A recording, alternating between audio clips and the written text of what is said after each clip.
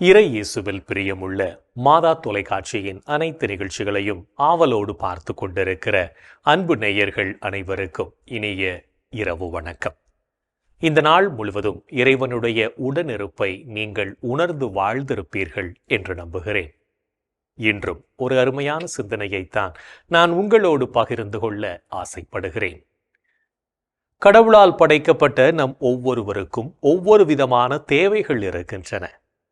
நமது எல்லா தேவைகளும் நிறைவேற்றப்படுமா என்பது கேள்விக்குறிதான். நாம் தேவைகள் என நினைப்பது நமக்கு உண்மையான தேவைகளாக இருக்கின்றனவா என்பதும் சந்தேகத்திற்கு உரிய ஒன்றாகவே இருக்கிறது. பல சமயங்களில் நமக்கு தேவையானதை தேவையில்லை என்று கருதுவதும் தேவையில்லாததை தேவை என்று நினைப்பதும் நமது மனப்பாங்காக மாறிவிடுகிறது. உண்மையில் சொல்லப்போனால் நம்மில் பலர் தேவையில்லாத விஷயங்களை தேடி ஓடிக்கொண்டிருக்கிறோம். நமது நேரத்தை முழுவதுமாக தேவையில்லாத ஒன்றிற்காக செலவழிக்கிறோம்.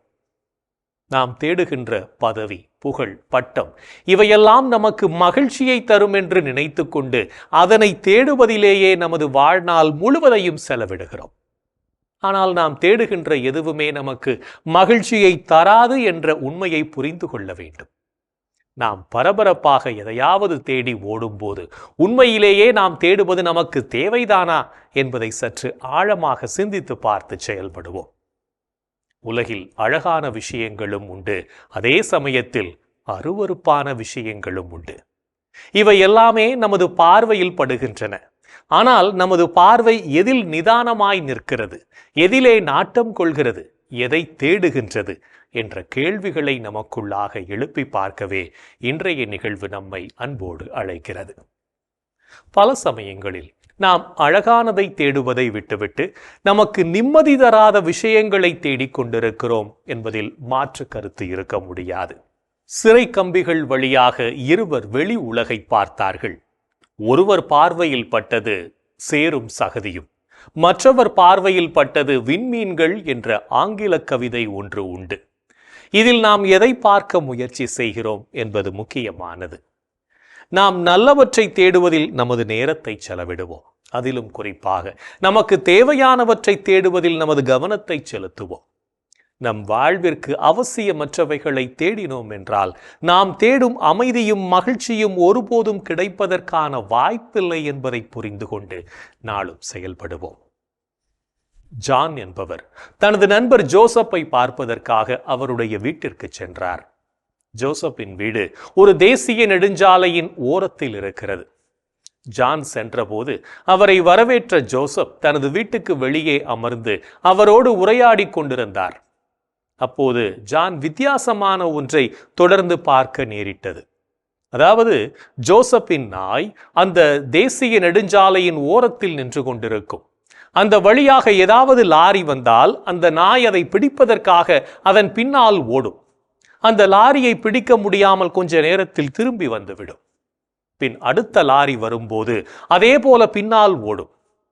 இந்த வித்தியாசமான காட்சியை பார்த்த ஜான் தனது நண்பர் ஜோசப்பிடம், உன் நாய் இந்த வழியாக வரும் லாரிகளை பிடிக்க முயற்சிக்கிறதே, என்றைக்காவது ஒரு நாளைக்காவது ஏதாவது ஒரு லாரியை பிடித்து நிறுத்திவிடும் என்று நினைக்கிறாயா என்று கேட்டார்.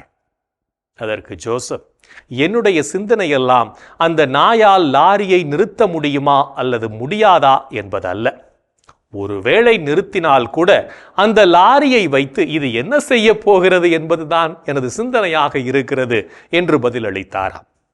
நாமும் நம் வாழ்க்கையில் தேவையில்லாத விஷயங்களுக்காக நமது நேரத்தை செலவழிக்காமல் பயனுள்ள காரியங்களுக்காக நமது நேரத்தை செலவிடுவோம். அதுவே நமது வாழ்வு நலமாக அமைய வழிவகுக்கும் என்பதையும் புரிந்து கொள்வோம்.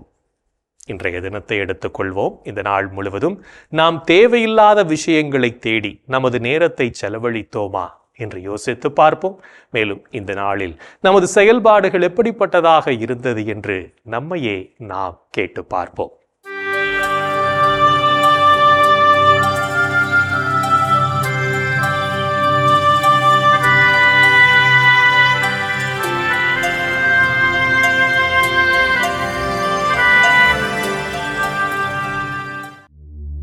இன்று நீங்கள் தூய ஆவியாரை பழித்து பேசினீர்களா? தூய ஆவியாரே, அனைத்தையும் துருவி ஆய்கிறவர், கடவுளின் ஆழ்ந்த எண்ணங்களையும் அறிகிறவர். இன்று நீங்கள் உங்கள் கடவுளாகிய ஆண்டவரை சோதித்தீர்களா? உன் கடவுளாகிய ஆண்டவரை சோதிக்க வேண்டாம். இன்று நீங்கள் பேசிய வார்த்தைகளால் மற்றவர்களை மனம் நோகச் செய்தீர்களா? காயப்படுத்த பலர் இருந்தாலும் மருந்தாக சிலர் இருப்பதாலேயே நம் வாழ்க்கை அடுத்த கட்டத்தை நோக்கி பயணிக்கிறது. இன்று நீங்கள் உங்கள் குடும்ப அமைதியை குலைக்க காரணமாயிருந்தீர்களா? விட்டுக் கொடுங்கள், விருப்பங்கள் நிறைவேறும்.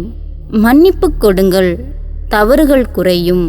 மனம் விட்டு பேசுங்கள், அன்பு அதிகமாகும். இன்று நீங்கள் நல்லவற்றை சிந்தித்து செயல்பட்டீர்களா? நம் ஆண்டவராம் இயேசு கிறிஸ்துவும் நம்மீது அன்பு கூர்ந்து தம் அருளால் நிலையான ஆறுதலையும் எதிர்நோக்கையும் அளித்த நம் தந்தையாம் கடவுளும் உங்கள் உள்ளங்களுக்கு ஊக்கமளித்து நல்லதையே சொல்லவும் செய்யவும் உங்களை உறுதிப்படுத்துவார்களாக.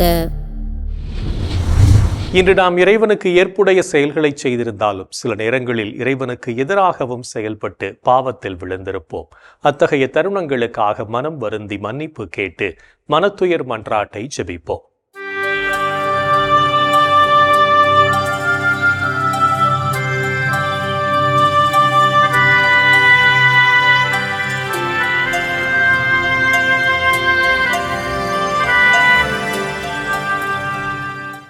எல்லாம் வல்ல இறைவனிடமும் சகோதர சகோதரிகளே உங்களிடமும் நான் பாவி என ஏற்றுக்கொள்கிறேன்.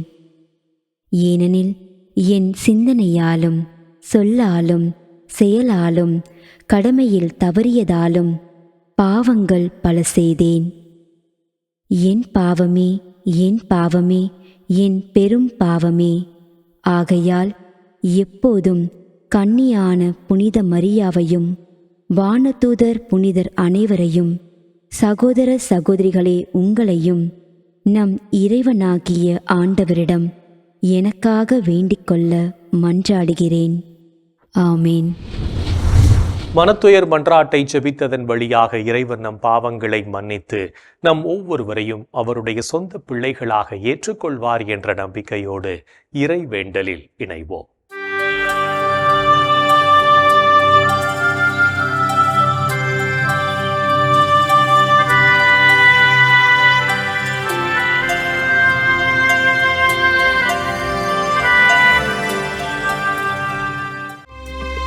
இறைவா இறைவா எமக்கு துணை புரிய வாரும்.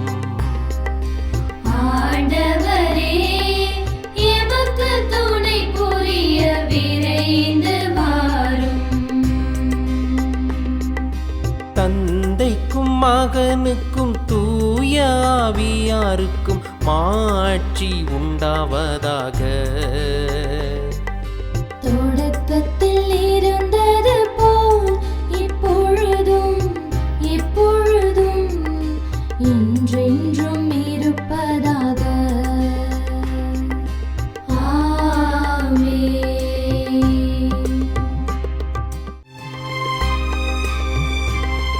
என் ஆண்டவரே என் கடவுளே, பகலில் கதறுகிறேன், இரவில் முன்னிலையில் புலம்புகிறேன். என் ஆண்டவரே என் கடவுளே, பகலில் கதறுகிறேன், இரவில் முன்னிலையில் புலம்புகிறேன்.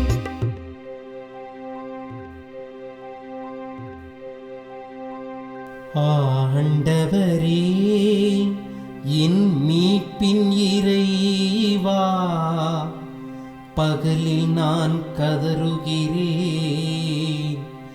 இரவில் உமது முன்னிலையில் புலம்புகின்றேன்.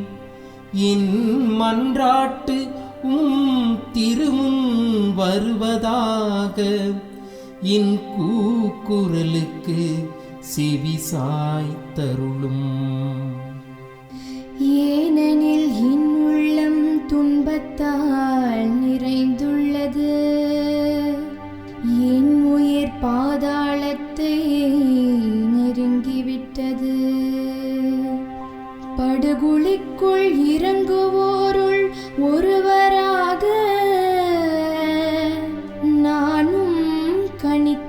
மன்றாடுகின்றேன்.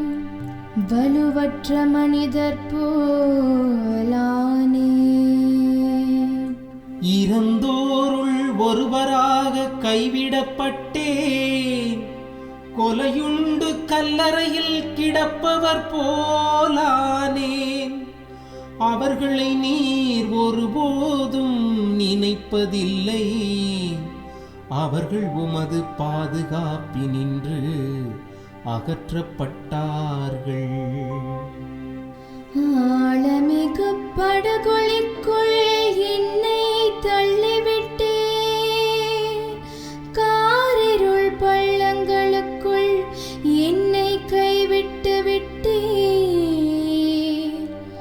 உமது சினம் என்னை அழுத்துகின்றது. அலைகள் அனைத்தாலும் என்னை மூழ்கடிக்கின்றே. எனக்கு அறிமுகமானவர்களை என்னை விட்டு விலகச் செய்தீர். அவர்களுக்கு என்னை அருவருப்பாக்கினீர். நான் வெளியேற இயலா வண்ணம் அடைபட்டுள்ளேன். துயரத்தினால் என் கண் மங்கி போயிற்று. ஆண்டவரே, நாள்தோறும் உம்மை மன்றாடுகின்றேன். உம்மை நோக்கி என் கைகளை கோப்புகின்றேன். இறந்தோர்க்காகவா நீர் வியத்தக செயல்கள் செய்வீர். கீழுலகின் நாவிகள் எழுந்து உம்மை புகழுமோ? கல்லறையில் உமது பேரன்பு எடுத்துரைக்கப்படுமா? பாதாளத்தில் உமது சொல்லுறுதி அறிவிக்கப்படுமா? இருட்டினில் அரும் செயல்கள் அறியப்படுமா? மறதி உலகில் நீதி நேரி உணரப்படுமா? ஆண்டவரே, நானோ உம்மை நோக்கி கதறுகின்றேன். காலையில் உம்மை நோக்கி மன்றாடுகின்றேன். ஆண்டவரே, என்னை ஏன் தள்ளிவிடுகின்றீர்? என்னிடமிருந்து உமது முகத்தை ஏன் மறைக்கின்றீர்? இளமை முதல் நான் துன்புற்று மடியும் நிலையில் உள்ளேன். உம்மால் வந்த பெருந்திகளால் தளர்ந்து போனேன். உமது வெஞ்சினம் என்னை மூழ்கடிக்கின்றது.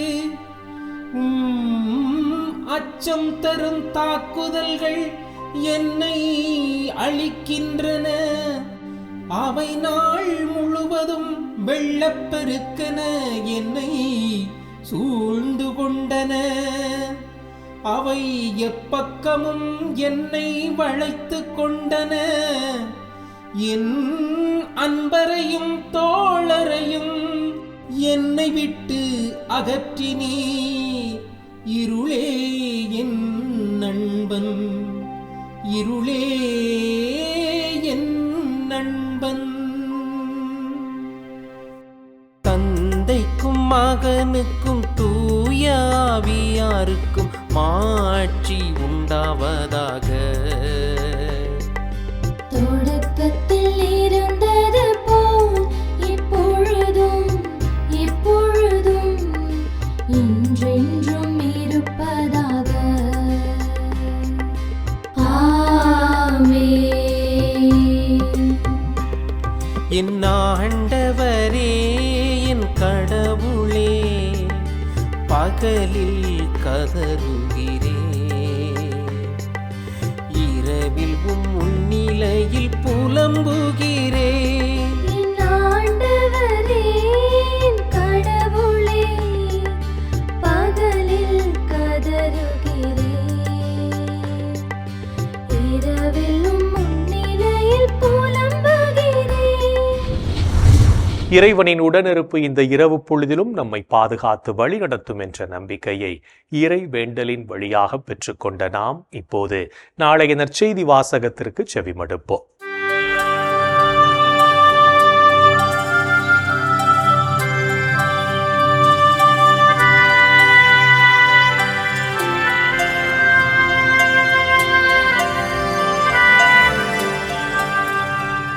நாளைய திருப்பலி வாசகங்கள். முதல் வாசகம் புலம்பல் நூலிலிருந்து வாசகம். அதிகாரம் 2. இறை வார்த்தைகள் 2:10-14 மற்றும் 18-19 வரை. பதிலுரை பாடல். திருப்பாடல் அதிகாரம் 74. இறை வார்த்தைகள் 1-7 மற்றும் 20-21 வரை. மத்தேயு எழுதிய தூய நற்செய்தியிலிருந்து வாசகம். அதிகாரம் 8. இறை வார்த்தைகள் 5-17. அக்காலத்தில் இயேசு கப்பர்நாகூமுக்கு சென்றபோது நூற்றுவர் தலைவர் ஒருவர் அவரிடம் உதவி வேண்டி வந்தார். ஐயா, என் பையன் முடக்குவாதத்தால் மிகுந்த வேதனையுடன் வீட்டில் படுத்து கிடக்கிறான் என்றார். இயேசு அவரிடம், நான் வந்து அவனை குணமாக்குவேன் என்றார். நூற்றுவர் தலைவர் மறுமொழியாக, ஐயா, நீர் என் வீட்டிற்குள் வர நான் தகுதியற்றவன். ஆனால் ஒரு வார்த்தை மட்டும் சொல்லும், என் பையன் நலமடைவான். நானும் அதிகாரத்துக்கு உட்பட்டவன். என் அதிகாரத்துக்கு உட்பட்ட படைவீரரும் உள்ளனர். நான் அவர்களுள் ஒருவரிடம் செல்க என்றால் அவர் செல்கிறார், வேறு ஒருவரிடம் வருக என்றால் அவர் வருகிறார். என் பணியாளரை பார்த்து இதை செய்க என்றால் அவர் செய்கிறார் என்றார். இதை கேட்டு இயேசு வியந்து தம்மை பின்தொடர்ந்து வந்தவர்களை நோக்கி, உறுதியாக உங்களுக்குச் சொல்கிறேன், இஸ்ரவேலர் யாரிடமும் இத்தகைய நம்பிக்கையை நான் கண்டதில்லை. கிழக்கிலும் மேற்கிலுமிருந்து பலர் வந்து ஆபிரகாம், ஈசாக்கு, யாக்கோபு ஆகியோருடன் விண்ணரசின் பந்தியில் அமர்வர். அரசுக்கு உரியவர்களோ புறம்பாக உள்ள இருளில் தள்ளப்படுவார்கள். அங்கே அழுகையும் பற்கடிப்பும் இருக்கும் என்றார்.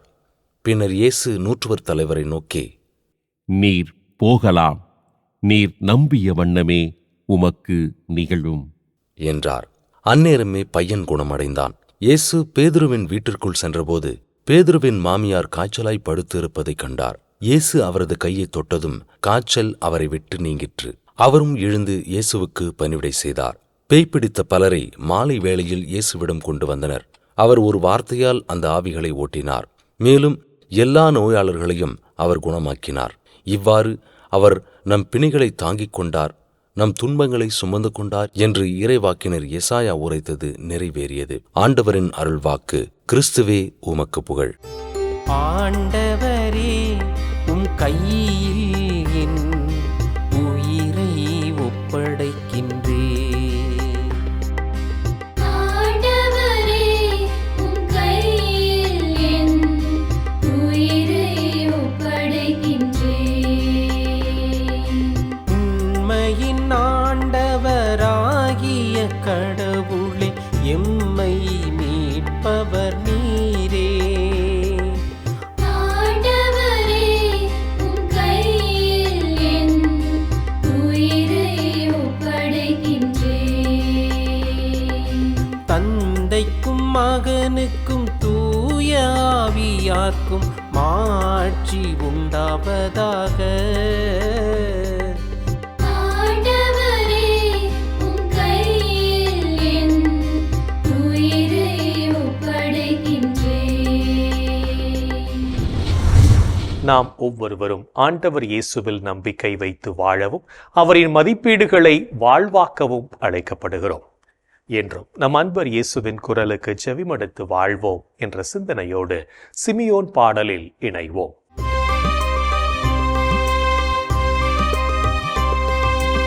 ஆண்டவரே, ஆண்டவரே, நாங்கள் விழித்திருக்கும் போது எங்களை காத்தருளும். நாங்கள் தூங்கும் போது எங்களை பாதுகாத்தருளும். இதனால் கிறிஸ்துவோடு பிழித்திருந்து அவரோடு அமைதி இளைப்பாறுவோம். அவரோடு அமைதியில் இளைப்பாறுவோம், இளைப்பாறுவோம்.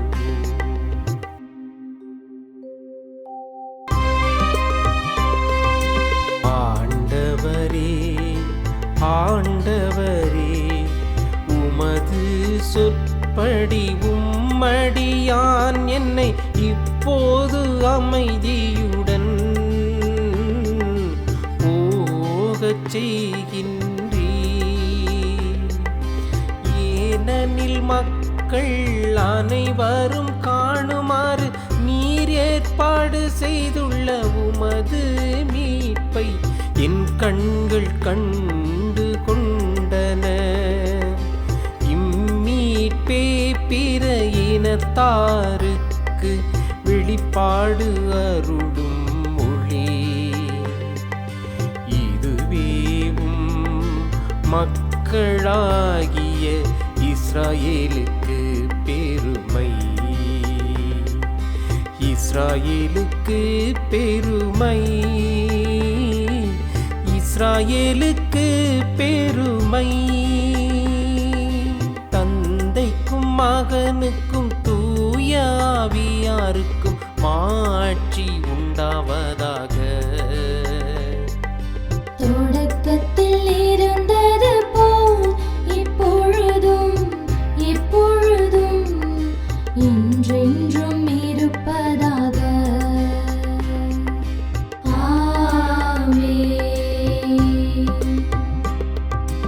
ஆண்டவரே, ஆண்டவரே, நாங்கள் விழித்திருக்கும் போது எங்களை காத்தருளும். நாங்கள் தூங்கும் போது எங்களை பாதுகாத்தருளும். இதனால் கிறிஸ்துவோடு பிழித்திருந்து அவரோடு அமைதியில் இளைப்பாறுவோம், அவரோடு அமைதியில் இளைப்பாறுவோம், இளைப்பாறுவோம். இறைவன் நம்மை ஒவ்வொரு நொடி பொழுதும் அற்புதமாய் வழிநடத்தி கொண்டிருப்பதை சிமியோன் பாடல் வழியாக உணர்ந்து ஜெபித்த நாம் இப்போது நாளைய புனிதரை பற்றி பார்க்கலாம்.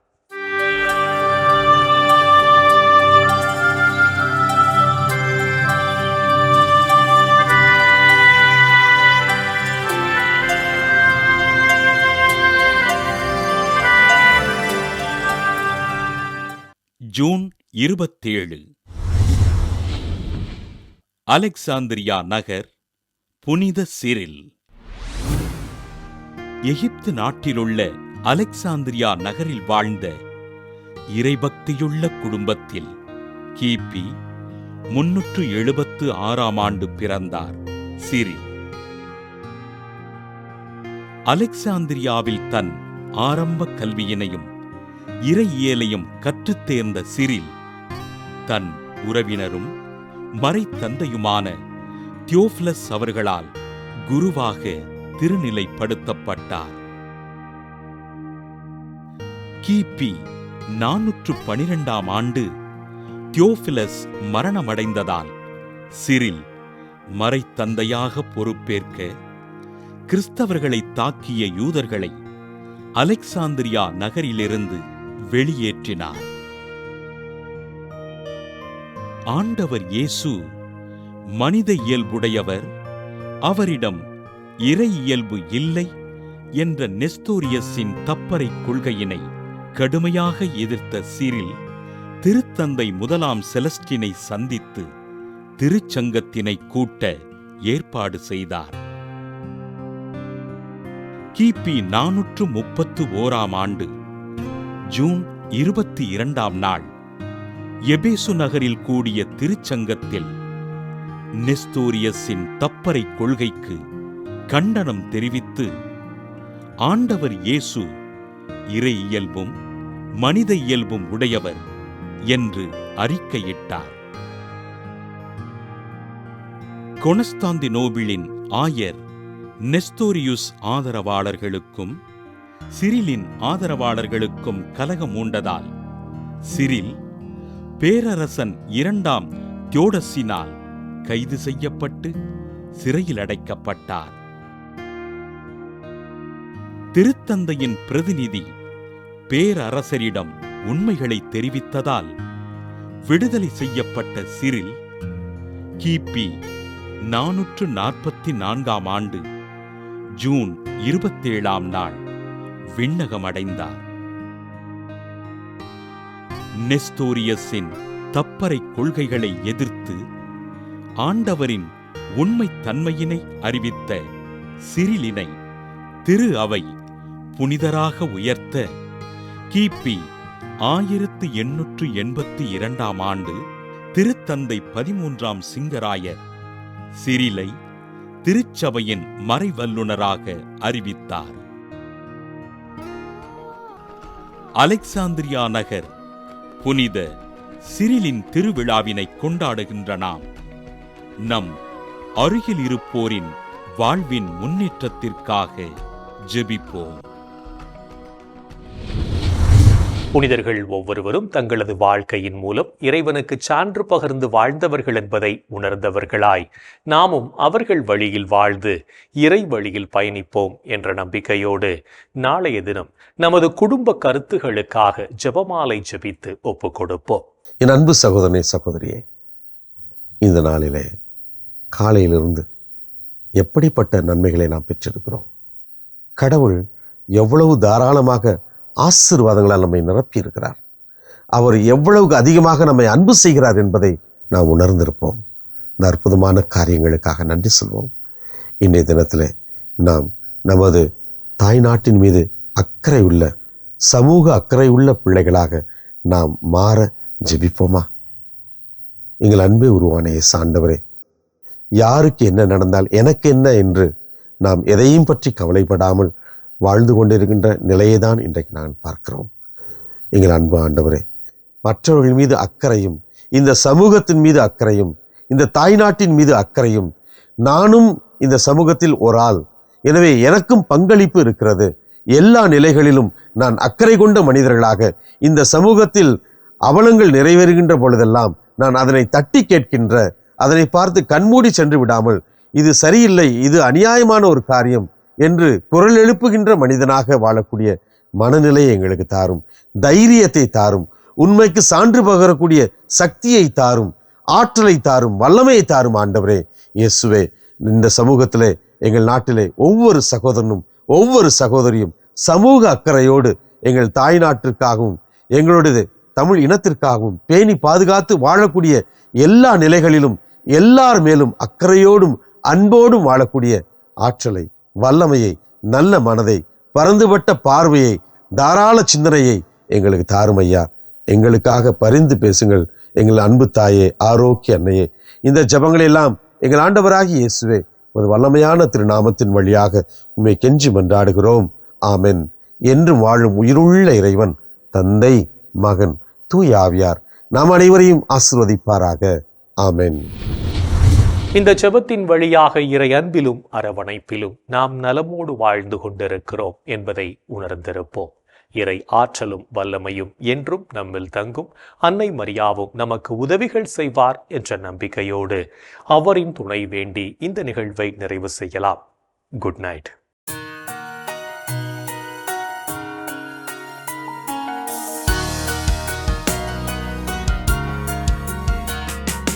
வானகம் ஆளும் அரசி வாழ்க, வாழ்க, வாழ்க, வானவர் அனைவரின் தலைவியே வாழ்க, வாழ்க, இசையின் வேரே உலகில் பேரொளி உதயம் ஆகிய வாயிலை வாழ்க.